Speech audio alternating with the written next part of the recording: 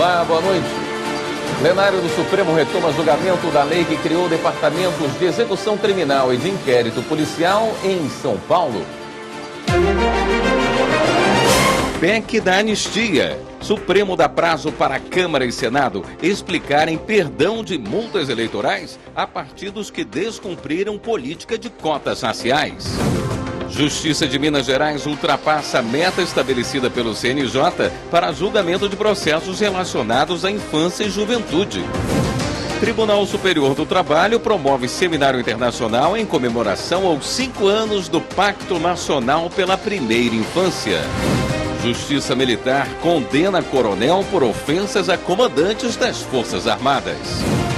E ainda, TV Justiça Mais, o nosso aplicativo com conteúdos atuais e históricos sobre o STF e outros tribunais, já pode ser baixado em qualquer celular.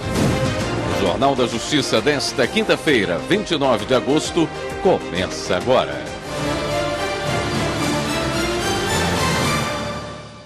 A nossa TV Justiça agora tem um aplicativo para você acessar de qualquer celular. É o TV Justiça Mais. Quem fez o lançamento foi o presidente do Supremo, o ministro Luiz Roberto Barroso, na sessão plenária de hoje. Vamos ver. Eu gostaria de anunciar o lançamento do app TV Justiça.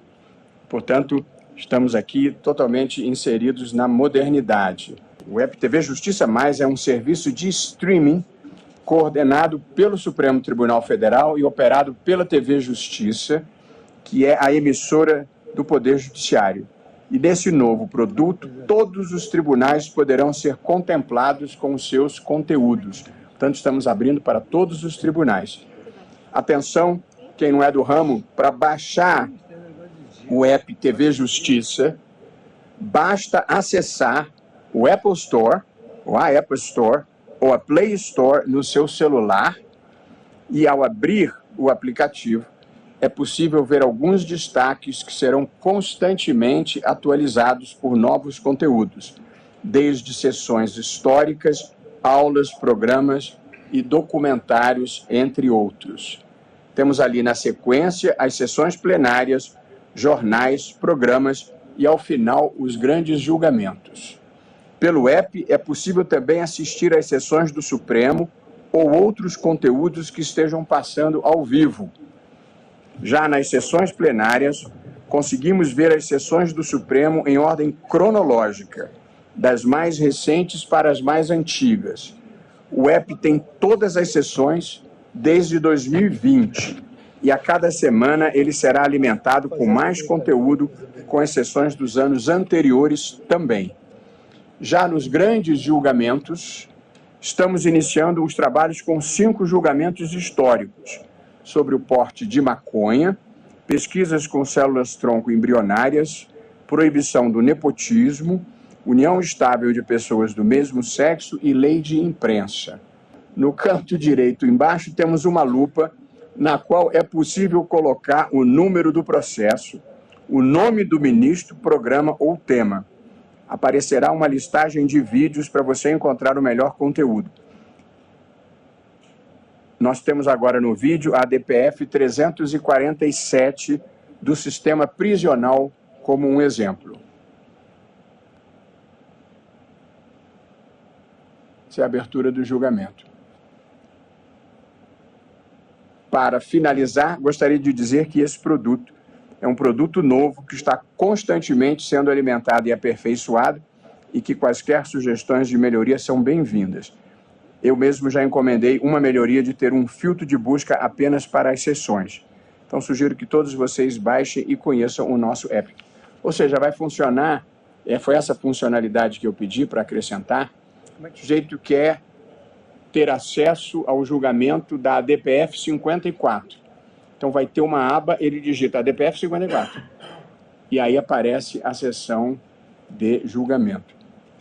Essa é uma inovação que vai facilitar quem tem interesse em acessar, para fins acadêmicos, quem queira exibir um determinado voto, de modo que eu queria muito agradecer ao pessoal da tecnologia da informação e aos desenvolvedores desse app que nos colocam na era digital de maneira definitiva. O Supremo Tribunal Federal intimou o empresário Elon Musk, dono da rede social X, antigo Twitter, a indicar em 24 horas o novo representante legal da empresa no Brasil. Em caso de descumprimento, a decisão prevê a suspensão das atividades da rede social no país. Ocene Gomes. A intimação assinada pelo ministro Alexandre de Moraes foi feita por meio do perfil oficial do Supremo Tribunal Federal no X. No início do mês, a advogada constituída nos autos para representar a plataforma também foi intimada a prestar informações. Elon Musk é investigado no inquérito que apura a suposta prática dos crimes de obstrução à justiça, organização criminosa e incitação ao crime. O Supremo deu prazo de 10 dias para que a Câmara dos Deputados e o Senado Federal prestem informações sobre a emenda constitucional aprovada este mês, que perdoou multa aplicada a partidos políticos por descumprimento das cotas raciais. A mudança foi questionada no STF pelo partido Rede Sustentabilidade e pela Federação Nacional das Associações Quilombolas. Carolina Chaves tem as informações. Na ação apresentada ao Supremo Tribunal Federal, os autores afirmam que a emenda viola direitos fundamentais da Constituição, como a promoção do bem de todos, a proibição de discriminação e a proteção ao direito adquirido. O texto aprovado pelo Congresso perdoou a multa aplicada aos partidos políticos que não investiram recursos mínimos para candidatura de negros e pardos. As legendas poderão destinar os recursos devidos a partir das eleições de 2026. A emenda estabeleceu ainda um limite de 30% dos recursos dos fundos eleitoral e partidário para campanhas de candidatos pretos ou pardos. Hoje, por determinação do STF, o dinheiro deve ser aplicado na mesma proporção. Nas eleições deste ano, por exemplo, quase 53% dos candidatos são negros. A ação no STF afirma ainda que a mudança aprovada pelos parlamentares contraria compromisso assumido pelo Brasil em convenções internacionais de direitos humanos. O relator, ministro Cristiano Zanin, pediu esclarecimentos à Câmara e ao Senado. A Justiça de Mato Grosso julgou procedente o pedido de reconhecimento de paternidade socioafetiva de um menino de 8 anos. A decisão seguiu um entendimento firmado pelo Supremo Tribunal Federal. A repórter Evne Araújo explica que desde 2021 o STF estabeleceu que não existe diferença entre a paternidade e maternidade socioafetiva e a biológica. Com isso, passou a existir a possibilidade de multiparentalidade no registro civil. A multiparentalidade é quando existe vínculo materno ou paterno em relação à mesma pessoa. Significa que alguém pode ter 2 pais ou 2 mães no registro civil. Esse reconhecimento dá a todos os envolvidos responsabilidades iguais pelo filho, sem hierarquia. A decisão da Justiça de Mato Grosso foi tomada em uma ação proposta pelo padrasto de um menino hoje com 8 anos de idade. O homem vive em união estável com a mãe da criança desde o 8º mês de gestação. Ele argumentou que, com o nascimento, assumiu o papel de pai, tanto afetiva quanto financeiramente. A mãe também expressou o desejo do reconhecimento socioafetivo. Na decisão, a magistrada do TJ de Mato Grosso reforçou que a dupla paternidade, por si só, não acarreta prejuízos à criança, que demonstrou, inclusive, satisfação em ter 2 pais. No processo, foi constatado o vínculo afetivo tanto com o pai biológico, que mora fora do Brasil, quanto com o pai socioafetivo. A ministra Carmen Lúcia, presidente do Tribunal Superior Eleitoral, destacou na sessão plenária desta quinta-feira que estamos a apenas 37 dias do primeiro turno das eleições de 2024.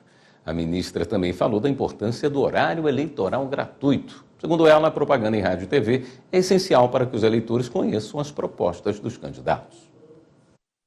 Lembrando aos cidadãs, às cidadãs brasileiras, a todos, que a partir de amanhã tem início o horário eleitoral gratuito, pelo qual se dá ciência, cada vez mais informando-se, como é próprio de um processo eleitoral democrático, as propostas dos candidatos, enfim, mais um espaço de exercício democrático de informação que é livre, ressalvas feitas exclusivamente aquelas que não podem ser dadas, mas a propaganda eleitoral e o horário eleitoral gratuito é próprio do processo.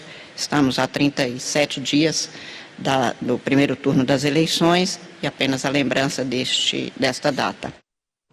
Mais um avanço das mulheres na busca da igualdade de oportunidades. A partir de agora, elas poderão se alistar no serviço militar. Anderson Arcoverde explica as novas regras. Ao contrário do que ocorre com os homens, o serviço militar feminino será voluntário. Hoje, as Forças Armadas só recebem mulheres a partir dos cursos de formação de suboficiais e oficiais. Com a mudança, elas também poderão se alistar a partir dos 18 anos. O alistamento deve ocorrer entre janeiro e junho do ano em que a candidata completar a maioridade. O recrutamento vai passar por etapas, como alistamento, seleção e incorporação. Aspectos físicos, culturais, psicológicos e morais serão avaliados, e a Força Militar também poderá exigir exames clínicos e laboratoriais. As mulheres que se alistarem poderão desistir do serviço militar até o ato da incorporação. Depois, o serviço passa a ser obrigatório, com as mesmas regras do serviço masculino. Inicialmente serão oferecidas 1.500 vagas e o recrutamento começa no ano que vem. Assim como os homens, as mulheres não terão estabilidade e vão compor a reserva não remunerada após prestarem o serviço militar. A Justiça de Minas Gerais conseguiu ultrapassar a meta estabelecida pelo Conselho Nacional de Justiça para julgamento de processos relacionados à infância e juventude. A repórter Kátia Matos explica que a integração entre setores e programas de parceria ajudaram a garantir esse resultado. A Meta 11 é uma das metas nacionais estabelecidas para 2023 pelo Conselho Nacional de Justiça para os tribunais estaduais do país. Determina a identificação e o julgamento dos processos relacionados à infância e à juventude. A previsão para 2023 era julgar 80% dos processos de primeiro grau e 95% de segundo grau. O TJMG ultrapassou esse índice. Nós alcançamos mais de 100%, quase 101% dos processos que estavam na meta. Então, nós batemos realmente, em porcentagem, foi muito bom, foi muito produtivo. Os programas e a atuação do CIA, o Centro Integrado de Atendimento ao Adolescente Autor de Ato Infracional, também contribuíram para esse resultado. O adolescente ele é conduzido ao CIA pela Polícia Militar quanto pela Guarda Municipal. Após os procedimentos necessários dessas instituições, eles são encaminhados para a delegacia de proteção. Não sendo encaminhado às audiências, ele é liberado para o convívio com a família. Sendo necessárias as audiências, o adolescente tem que aguardar aqui por um tempo curto, tanto o máximo possível, e é atendido então pelo juiz. O CIA funciona neste prédio do Tribunal de Justiça. Aqui estão integrados o Ministério Público, a Vara Infracional da Infância e Juventude, a Defensoria Pública, a Polícia Civil, a Polícia Militar e a Subsecretaria de Atendimento às Medidas Socioeducativas. Uma integração que possibilita mais agilidade no andamento dos processos. Mais de 50% dos casos encaminhados ao CIA são resolvidos no mesmo dia. Os adolescentes privados de liberdade são encaminhados para programas sociais. No centro socioeducativo nós temos escola, temos oficinas, e eles gostam muito, tem esse trabalho esportivo também, além de curso profissionalizante. Porque nós queremos que eles saiam do sistema prontos com um diploma para trabalhar. Um dos programas sociais é o projeto deste professor de Educação Física da UFMG, em parceria com o Tribunal de Justiça.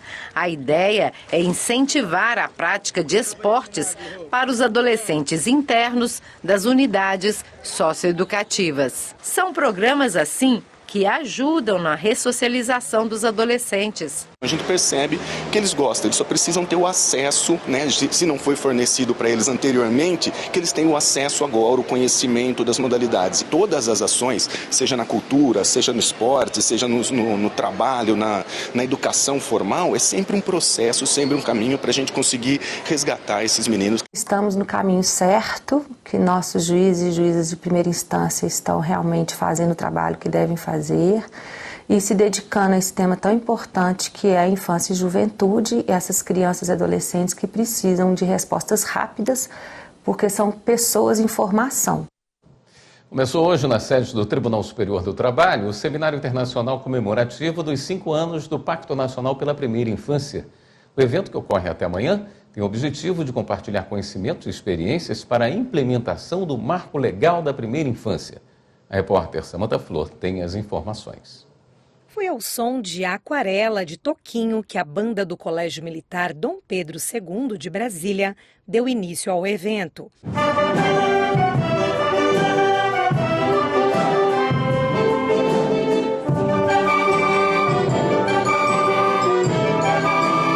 O seminário, promovido pelo Conselho Nacional de Justiça, em parceria com o Tribunal Superior do Trabalho e outros signatários do Pacto Nacional pela Primeira Infância, reúne especialistas e autoridades para discutir políticas públicas voltadas ao desenvolvimento integral das crianças nos primeiros anos de vida.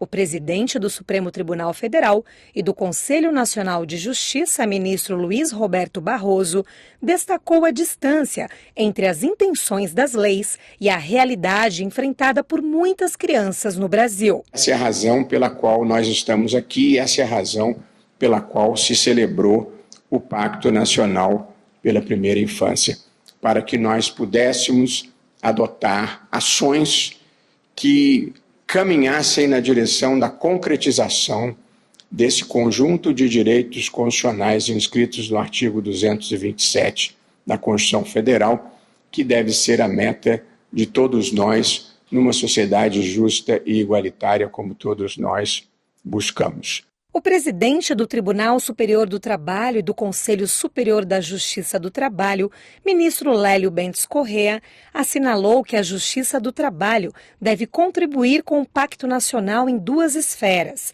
com ações para combater o trabalho infantil e na proteção das trabalhadoras que desempenham o papel crucial de cuidadoras. No nosso país, assim como em vários outros países do mundo, são 168 milhões de crianças no mundo dragadas por essa terrível mazela. Crianças tão jovens quanto 5, 6 anos de idade já deixam de frequentar a escola e assumem precocemente a responsabilidade econômica pela manutenção de suas famílias. E justamente essa perspectiva de proteger a família para se alcançar uma proteção efetiva para as crianças traz o segundo eixo de proteção integral e prioritária no âmbito da Justiça do Trabalho, que é exatamente a proteção às cuidadoras trabalhadoras. Durante a programação, crianças entre 5 e 6 anos de Santo Antônio do Descoberto, município de Goiás, apresentaram um vídeo com diversas atividades desempenhadas por elas, que podem contribuir com o Pacto da Primeira Infância. Elas também foram ouvidas para colaborar com a elaboração do comentário 27 da Organização das Nações Unidas, a ONU, sobre acesso à justiça. O comentário geral deve ser lançado em 2026. O seminário apresentou ainda diversos painéis que destacaram os avanços e os desafios na trajetória dos 5 anos do Pacto Nacional pela Primeira Infância. O evento, que vai renovar as adesões do documento, ocorre até amanhã na sede do TST. A 5ª turma do Superior Tribunal de Justiça decidiu que espólio e herdeiros têm legitimidade para contestar a validade de interceptação telefônica. Quem explica é Jéssica Castro. O entendimento do colegiado foi o de que o espólio tem legitimidade para contestar a validade de uma interceptação telefônica realizada durante investigação criminal, mesmo tendo havido a extinção da punibilidade pela morte do acusado, e especialmente quando o patrimônio dos herdeiros possa ser afetado em ações civis baseadas em provas emprestadas da ação penal. O caso envolvia ações de improbidade administrativa e chegou ao STJ após o Tribunal de Origem não reconhecer a legitimidade do espólio por entender que a extinção da punibilidade extingue a própria pretensão punitiva. No recurso especial, a defesa sustentou que as provas decorrentes da interceptação telefônica supostamente nula continuam a ser utilizadas em processos relacionados. O relator, ministro Ribeiro Dantas, destacou que o espólio e os herdeiros podem responder pelas consequências civis dos atos praticados pelo falecido até o limite da herança, e que, embora a extinção da punibilidade pelo falecimento do agente encerre a responsabilidade penal, não se elimina a necessidade de resolver pendências civis e indenizatórias. O voto do relator foi seguido pela 5ª turma, com o entendimento de que a utilização de prova emprestada, questionada no âmbito do processo penal, e a inadmissão dos embargos de declaração opostos pelo espólio devido ao não reconhecimento da sua legitimidade, comprometem o exercício do contraditório e da ampla defesa.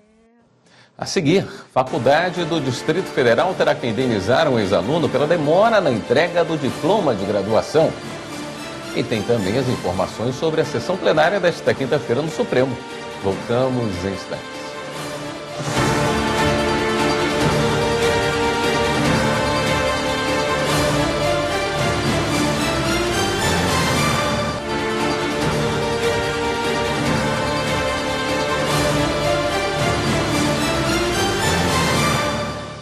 O Supremo retomou o julgamento de uma lei que criou departamentos de execução criminal e de inquérito policial em São Paulo. Repórter Marta Ferreira tem mais informações. A lei em discussão é de 2013. Esses departamentos estão ligados ao Tribunal de Justiça de São Paulo, centralizando e gerenciando inquéritos policiais e outras investigações criminais antes do início do processo penal. Uma ação proposta pela Procuradoria-Geral da República questiona dispositivos dessa lei. Um deles é o que estabelece que o Conselho Superior da Magistratura vai designar os juízes para atuar nessas unidades, por meio de inscrição dos interessados e considerando o histórico profissional. O relator do processo é o ministro Dias Toffoli. Ele já havia votado pela invalidade do dispositivo da lei que atribui ao Conselho Superior da Magistratura designar os juízes que vão atuar nas unidades. A divergência foi aberta pelo ministro Alexandre de Moraes. Para ele, não há inconstitucionalidade na lei paulista nem na forma de designação dos magistrados, porque não há cargos a serem providos pelos juízes, apenas funções a serem acumuladas. Na retomada do julgamento, o ministro Luiz Fux apresentou o voto. Eu estou sintetizando o meu voto no primeiro item, assentando que não há inconstitucionalidade da criação de núcleos regionais especializados no julgamento de certas matérias, haja vista que a distribuição das competências entre os órgãos judiciais de um tribunal e o respectivo alcance territorial são temas relacionados à organização judiciária, como aqui se decidiu e eu já ostentaram precedentes na DI 4414. Durante a sessão, os ministros também debateram a relação dessa questão com o juiz de garantias. O ministro Alexandre de Moraes fez algumas observações. E nós decidimos, no juízo de garantias, que o juiz de garantias não pode ser designado aleatoriamente. O juiz de garantias, ele deve ser um cargo, a criação de cargo. Então, isso está solucionado. O que São Paulo está fazendo? Até a partir da resolução do Conselho Nacional de Justiça sobre o juízo de garantias, está fazendo essa transição para a implementação do juízo de garantias e para a transformação do DIPO no juízo de garantias da capital. O ministro Dias Toffoli também esclareceu alguns pontos. O meu voto foi no sentido de que determinadas ações previstas na Lei Complementar 116 de 2003, na Lei Complementar referida na ação direta, eram constitucionais. Quanto à designação, ela não estava de acordo com o artigo 93 da Constituição, nem com a Lei Orgânica da Magistratura e também não estava de acordo com precedentes do próprio tribunal. Isso está em meu voto claramente. Não houve consenso sobre a constitucionalidade dessa forma de indicação em discussão e o julgamento acabou adiado a pedido do relator. A dúvida nesse momento é saber se tem que ser antiguidade ou merecimento ou se podem ser critérios objetivos para a investidura na função de juiz do DIPO. É isso. Uma faculdade do Distrito Federal foi condenada a indenizar um ex-aluno pela demora na entrega do diploma de graduação. Quem conta essa história é a repórter Viviane Novaes. De acordo com o processo, o ex-aluno da faculdade se formou no curso de Sistemas de Informação em março de 2018 e o diploma só foi entregue 4 anos depois. Nesse período, ele fez concurso para oficial técnico do Exército, mas foi desclassificado no processo seletivo porque não apresentou o diploma. O Juizado Especial Cível de São Sebastião, no Distrito Federal, condenou a faculdade a pagar R$10 mil ao ex-aluno por danos morais. O juizado entendeu que a demora na entrega do diploma é o que se chama de vício na prestação do serviço previsto no Código de Defesa do Consumidor. A instituição de ensino recorreu da decisão, mas a primeira turma recursal dos Juizados Especiais Cíveis manteve a condenação. Segundo o colegiado, o fornecedor de serviço responde pelos danos causados aos consumidores por defeito na prestação de serviço e que a demora na entrega do diploma é uma ofensa aos direitos de personalidade por causa da desclassificação do processo seletivo do Exército. Depois de concluir mestrado, um aluno descobriu que o curso não era credenciado no Ministério da Educação. O TRF da Primeira Região determinou que ele fosse indenizado por danos morais. Repórter William Nascimento. Tanto a Universidade Federal de Rondônia quanto o ex-aluno recorreram ao TRF da Primeira Região contra a sentença de primeira instância. A instituição argumentou que não houve conduta ilícita que justificasse a responsabilização. Já o estudante pediu o aumento da indenização. De acordo com o processo, o homem cursou o mestrado interdisciplinar em Ciências Humanas, mas 2 anos depois de cumprir a pós-graduação foi surpreendido com a informação de que o programa de mestrado não havia sido credenciado pelo Ministério da Educação. Para a relatora desembargadora federal Rosana Kaufmann, a indenização por danos morais é devida, porque ficou configurada falha na prestação do serviço de pós-graduação, que gerou uma expectativa frustrada nos alunos. O colegiado da 10ª turma considerou ainda que a condenação da universidade ao pagamento de R$20 mil por danos morais atende aos critérios de razoabilidade e de proporcionalidade, observando as singularidades do caso concreto, bem como está de acordo com os patamares fixados pelo TRF1 em casos similares. Obra comemorativa aos 35 anos do Superior Tribunal de Justiça reúne artigos de 42 ministros da composição atual e aposentados. O lançamento foi no Espaço Cultural STJ. Repórter Kátia Gomes acompanhou. Criado na Constituição de 1988, o tribunal foi efetivamente instalado no dia 7 de abril do ano seguinte, com o papel de uniformizar a interpretação da legislação federal e oferecer justiça ágil e cidadã. Como forma de homenagear essa data, o gabinete da revista do STJ lançou o livro Doutrina 35 anos do STJ, edição comemorativa. A obra traz artigos jurídicos de 15 ministros aposentados e 27 que estão na ativa. O presidente da Corte, ministro Herman Benjamin, abriu o evento. A esses pioneiros, o agradecimento de nós que temos hoje a responsabilidade de continuar a julgar, mas é uma responsabilidade que vem atenuada porque nós nos baseamos nos precedentes que esses ministros e ministras extraordinários deixaram. Então é uma homenagem, não é ao STJ, mas aos ministros que fizeram e estão fazendo a jurisprudência do nosso STJ. A 6ª edição da revista do STJ foi elaborada durante a direção do ministro Raul Araújo. Os artigos são muito atuais, para você ter ideia.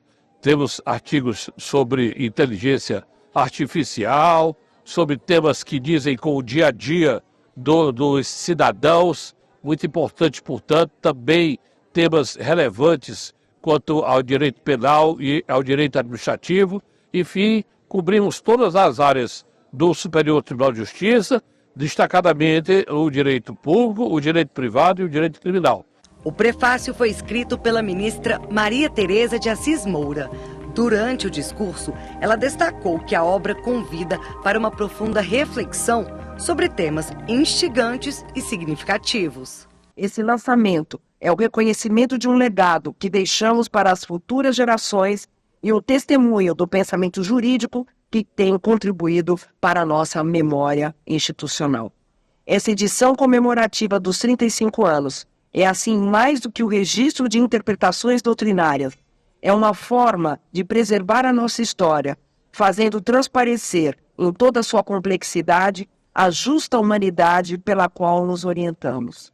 Disponível nas versões impressa e digital, a obra se aprofunda em matérias de grande relevância, contribuindo para o debate jurídico no Brasil. O artigo do ministro Sérgio Cuquina abordou a competência jurisdicional. A importância desse tema é grande, não é? Na medida em que o STJ, por disposição constitucional, tem como uma de suas atribuições deliberar, resolver sobre conflitos, sobretudo conflitos instaurados entre justiças diferentes. Então, ao longo dessas décadas de existência do STJ, muitos têm sido os desafios. Já a ministra aposentada do STJ, Eliana Calmon, escreveu sobre o tema, a liberdade de imprensa na visão dos tribunais. Está havendo muita confusão em razão de fake news que termina por atingir a liberdade de imprensa. De forma que eu achei importante falar sobre esse tema e deixar esclarecidos alguns aspectos. Até onde vai a necessidade de se fazer essa fiscalização imensa, porque tudo passou a ser fake news, e garantir a liberdade de imprensa. O ex-ministro do STJ e atual ministro do Supremo Tribunal Federal, Luiz Fux, também contribuiu para a coletânea e agradeceu a oportunidade de homenagear a corte que marcou a carreira dele. Eu tinha um grande fã que era o meu pai. E meu pai teve a oportunidade de assistir a minha posse aqui no STJ. Então, sempre que eu venho aqui, eu relembro a felicidade que ele se manifestou estando aqui no dia da minha posse. Foi um momento muito feliz. Passei aqui 11 anos maravilhosos. E daqui também tive a oportunidade de ir para o Supremo.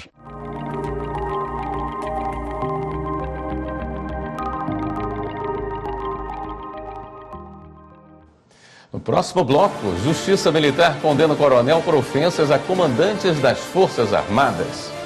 A Polícia Federal faz nova fase da Operação Lesa Pátria para identificar envolvidos nos atos violentos de 8 de janeiro. Voltamos já.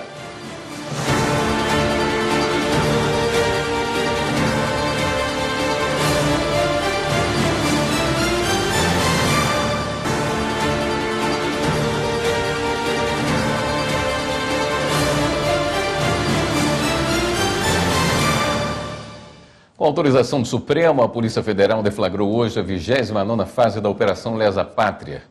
O objetivo é identificar pessoas que participaram e incitar os atos violentos realizados em 8 de janeiro do ano passado em Brasília. Rocene Gomes. Foram cumpridos 10 mandados de busca e apreensão e indisponibilidade de bens, ativos e valores dos investigados determinados pelo Supremo Tribunal Federal. A atuação da PF ocorreu no Distrito Federal, no Rio de Janeiro, em Goiás e em Santa Catarina. Os investigados podem responder pelos crimes de abolição violenta do Estado Democrático de Direito, golpe de Estado, dano qualificado, associação criminosa e incitação ao crime, além de destruição e deterioração ou inutilização de bem especialmente protegido. Em 8 de janeiro de 2023, o Supremo Tribunal Federal, o Palácio do Planalto e o Congresso Nacional foram invadidos por pessoas que promoveram violência e destruição contra a estrutura, móveis e objetos dos prédios.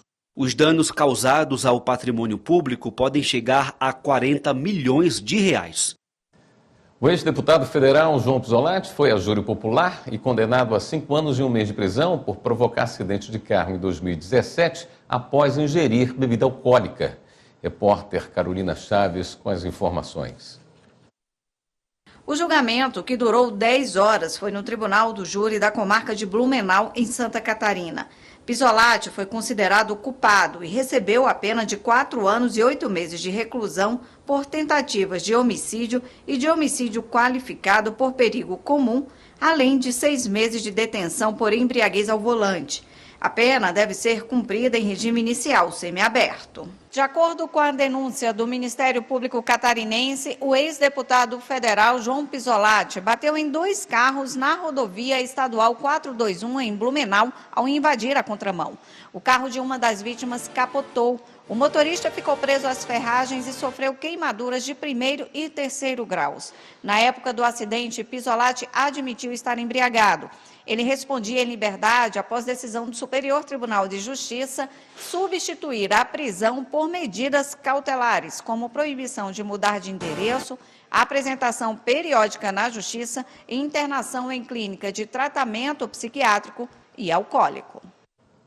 Polícia Federal apreende quase 1 quilo de ouro no Amazonas. Justiça nega pedido da AGU e mantém suspensa a reconstrução do trecho central da BR-319. E Justiça Militar condena coronel por ofensas às comandantes das Forças Armadas. Vamos conferir. Justiça Militar condenou um coronel da reserva a 4 anos de detenção em regime aberto por ter publicado ofensas contra comandantes das Forças Armadas durante os ataques às sedes dos 3 poderes no dia 8 de janeiro do ano passado. A condenação foi decretada com base no artigo 216 do Código Penal Militar, com agravante de que a infração foi cometida na internet. O coronel poderá recorrer em liberdade. O Tribunal Regional Federal da Primeira Região negou o pedido feito pela Advocacia Geral da União para suspender a liminar que impede a continuação das obras de reconstrução e asfaltamento nos 405 quilômetros da rodovia BR-319.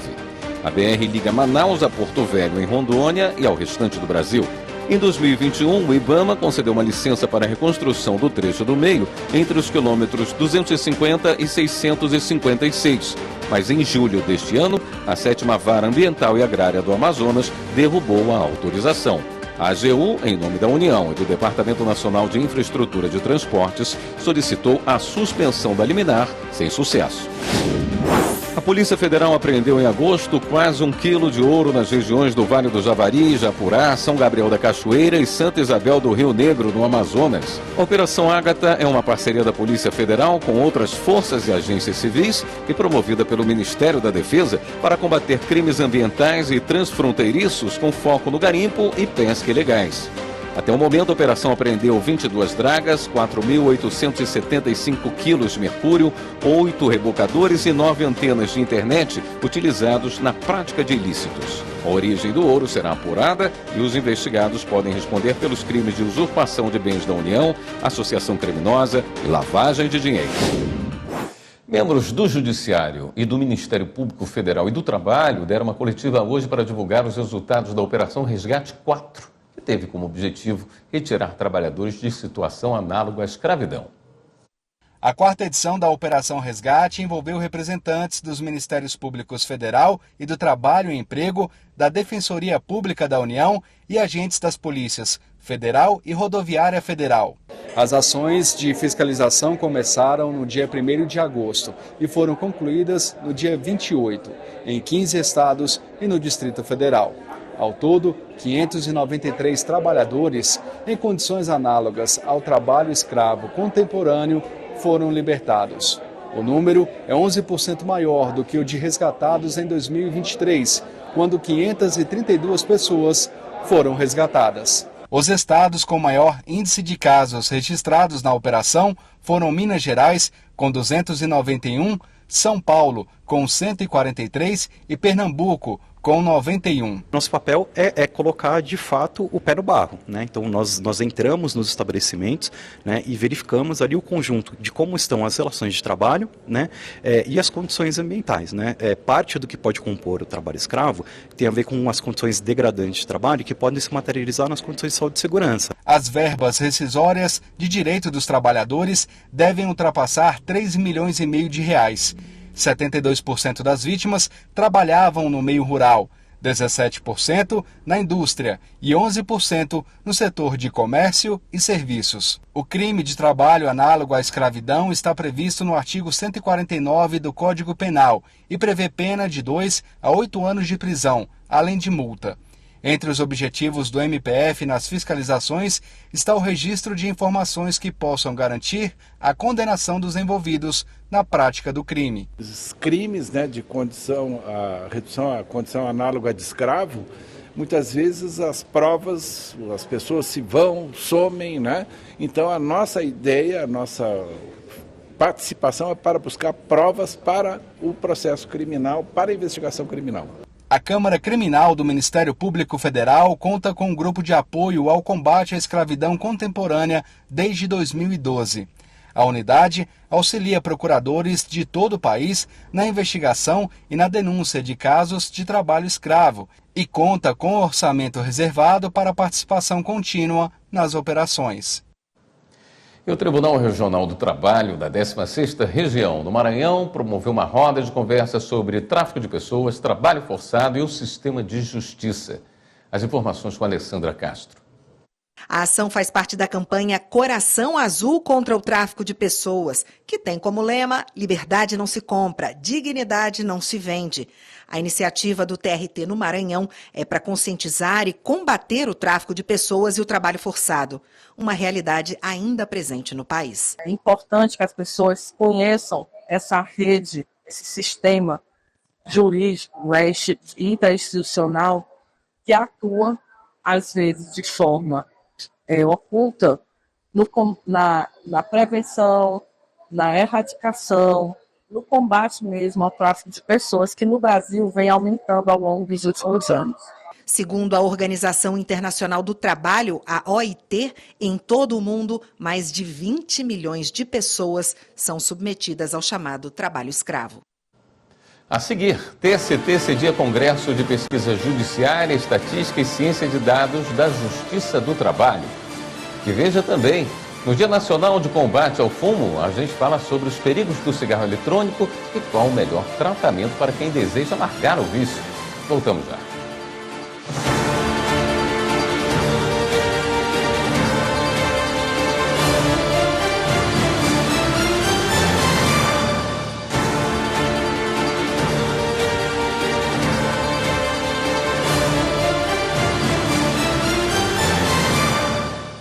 O Tribunal Superior do Trabalho sediou o 2º Congresso de Pesquisa Judiciária, Estatística e Ciência de Dados da Justiça do Trabalho.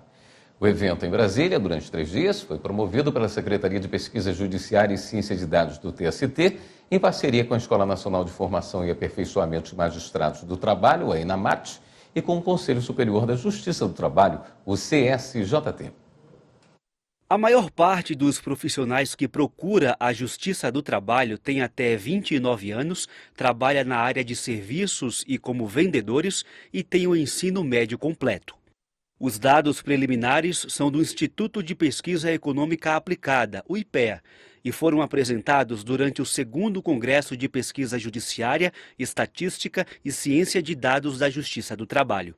O objetivo do evento foi alinhar a área de pesquisa judiciária com temas sobre trabalho e regulação. O presidente do TST e do CSJT, ministro Lélio Bentes Corrêa, participou da abertura do evento. De acordo com ele, atualmente no Brasil, há uma rotatividade em postos de trabalho de cerca de 20 milhões de pessoas.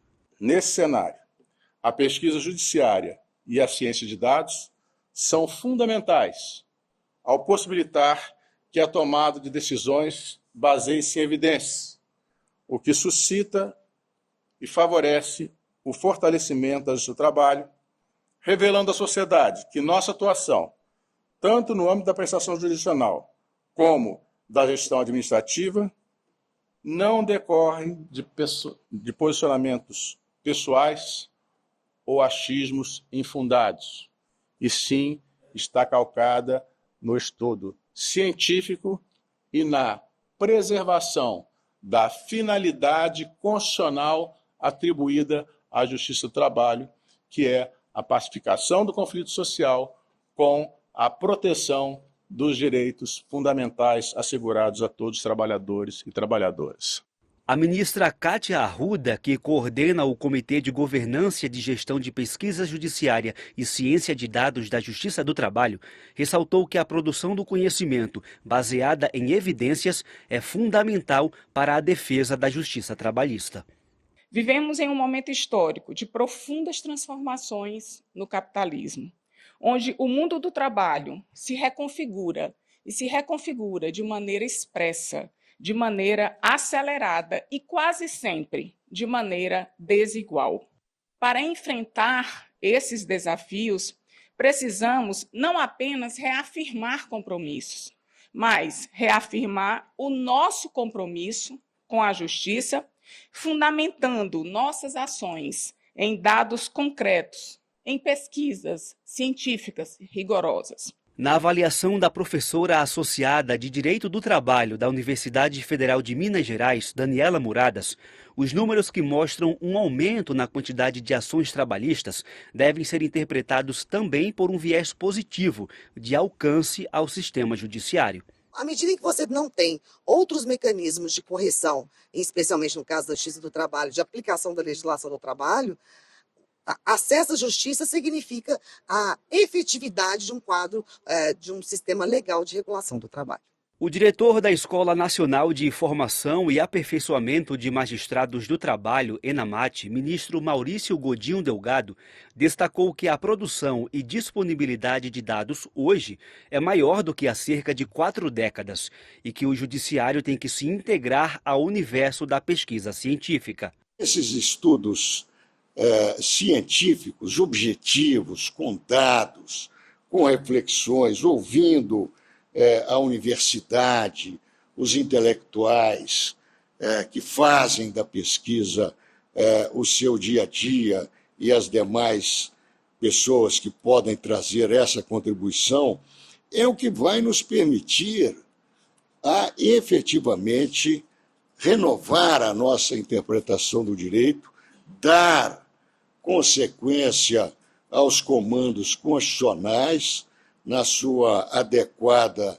extensão e, ao mesmo tempo, realizar como um fato cotidiano da vida a tarefa da justiça social. O Congresso contou com a participação remota do professor Simon Dickin, da Universidade de Cambridge, no Reino Unido, e teve tradução simultânea para os participantes.